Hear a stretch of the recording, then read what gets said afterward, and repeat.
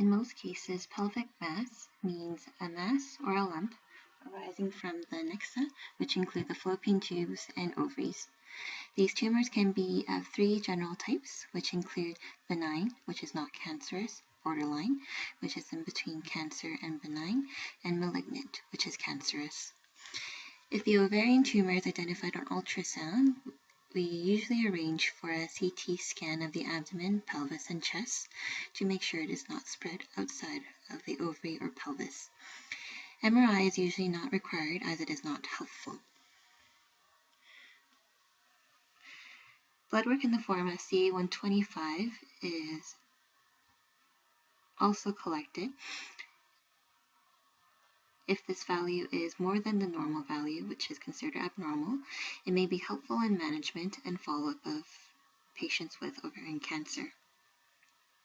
The most common approach to treat pelvic mass is surgery, and the minimum surgery required is removal of the ovarian mass, a quick look by the pathologist while you're asleep on the operating room table, and possible total hysterectomy and bilateral salpingo-oophorectomy.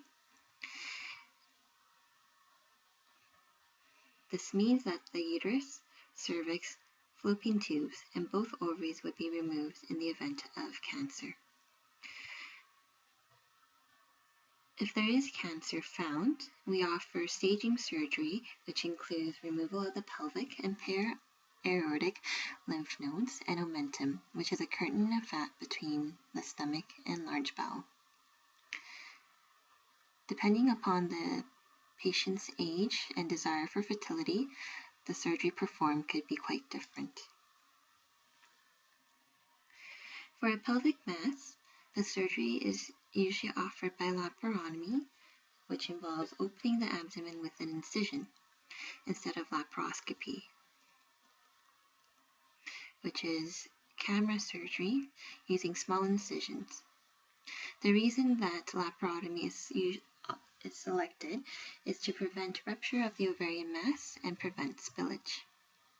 In some cases, surgery can be done laparoscopically, as seen in image 1. The diagnosis of advanced ovarian cancer may be suspected based on clinical features and CT scan findings of ascites, which is free fluid in the belly, tumor deposits in the abdomen, the finding of a large tumor in the pelvic area, and omental tumor. In these cases, there is a possibility of the tumor involving bowel and other surrounding organs. Some women may present with shortness of breath due to pleural effusion, which involves the presence of fluid around the lungs. Ovarian cancer is treated by two main approaches. If there is a large ovarian tumor present and not too much free fluid in the belly,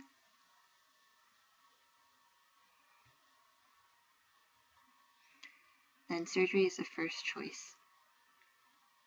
In this scenario, we would also want the patient to have minimal cancer deposits on the lining of the abdomen. After the surgery is completed, the final pathology report will be made available, and depending upon the stage of cancer and type of cancer, further treatment is usually chemotherapy. If a CT scan shows presence of small pelvic tumors or a mass and a significant amount of ascites or peritoneal cancer deposits, a biopsy of the tissue or fluid is arranged through interventional radiology, and the histopathology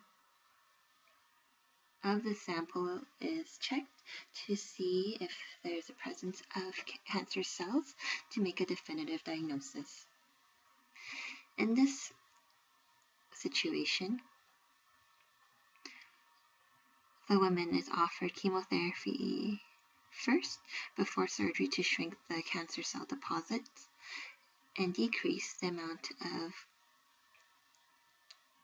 fluid within the belly or the lungs. After 3 or 4 cycles of chemotherapy is completed, surgery is completed to decrease the tumor burden in the form of tumor debulking.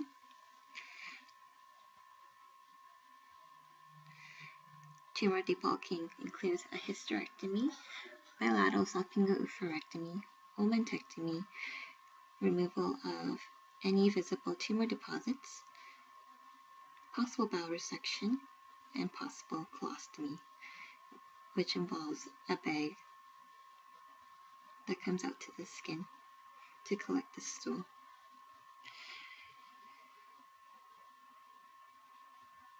The goal of this surgery is to remove all areas of tumor or cancer seen during surgery. 3 to 4 weeks after surgery, 3 to 6 more cycles of chemotherapy is administered to kill the leftover cancer cells. Chemotherapy refers to a wide range of drugs used to treat cancer, which traditionally work by killing cells that divide rapidly. However, there are other cells within the human body that also grow quickly, which include the hair, blood cells, the linings of the mouth, throat, and stomach, and skin. For this reason, chemotherapy can damage fast-growing healthy cells as well. For example, damage to healthy blood cells can lead to side effects such as fatigue or infection. Chemotherapy can also damage the cells that line mucous membranes throughout the body, including those inside the mouth, throat, and stomach. This can lead to mouth sores, diarrhea, or other issues with the digestive system. Damage to cells at the hair root or follicle can lead to hair loss. However, each person with cancer reacts differently to chemotherapy and its potential side effects.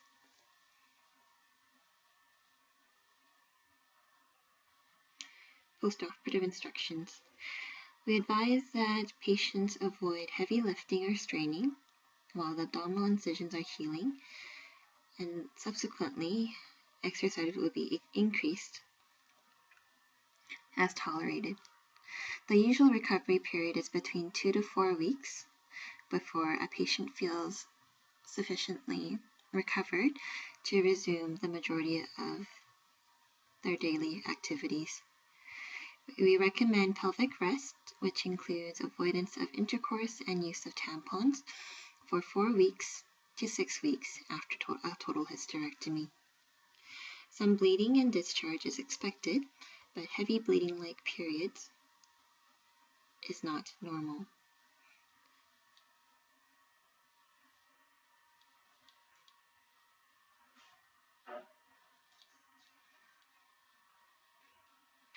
The diagnosis of ovarian cancer is done by 2 main approaches: total laparoscopic hysterectomy, which involves where the entire operation would be completed laparoscopically using a camera. This includes closure of the vaginal vault,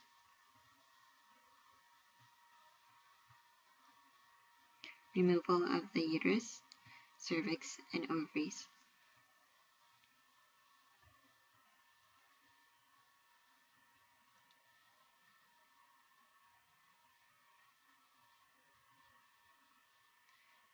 Positioning. You will be lying in dorsal lithotomy position, and the legs will be in stirrups. Your arms are tucked at the sides, and a support is placed around the shoulders to prevent sliding during surgery, as your legs will be high up in the air and the head will be down. This is called the Trendelenburg position. We will insert a Foley catheter or a tube within the bladder to help drain the bladder of urine. This usually stays in for a day. After the uterus is pulled through the vagina with the fallopian tubes and ovaries, the opening, or vaginal cuff, is then sutured with either an endostitch or other suturing devices of the surgeon's choice. The skin incision is closed with foromonachal suture in an interrupted fashion. At the end of the procedure, we inject 10 to 20 milliliters of 0.25% Marcaine, which is a local anesthetic designed to reduce pain at the incision site. Some of the complications of a laparoscopic hysterectomy include the conversion of the laparoscopy to a laparotomy, where we make a big incision occurring at a rate of 2.5 to 4%, bleeding occurring at a rate of 2 to 5%, the development of a urinary tract injury, which includes the bladder and the tubes connecting the kidneys to the bladder, called the ureters, at 1.2 to 3%, vaginal cuff dehiscence at 1 to 2%, and bowel injury at a rate of 0.2 to 0.4%. Usually, you can be discharged home on the same day, or will stay in hospital overnight and go home the next day. With these procedures, postoperatively, we advise that patients avoid heavy lifting or straining while the abdominal incisions are healing, and to increase other activities as tolerated. The usual recovery period is between 2 to 4 weeks before patients feel comfortable resuming the majority of daily activities. We recommend pelvic rest, which includes avoidance of intercourse and tampons for 4 to 6 weeks after total hysterectomies. Some bleeding and discharge is expected, but heavy bleeding, like periods, is not considered normal.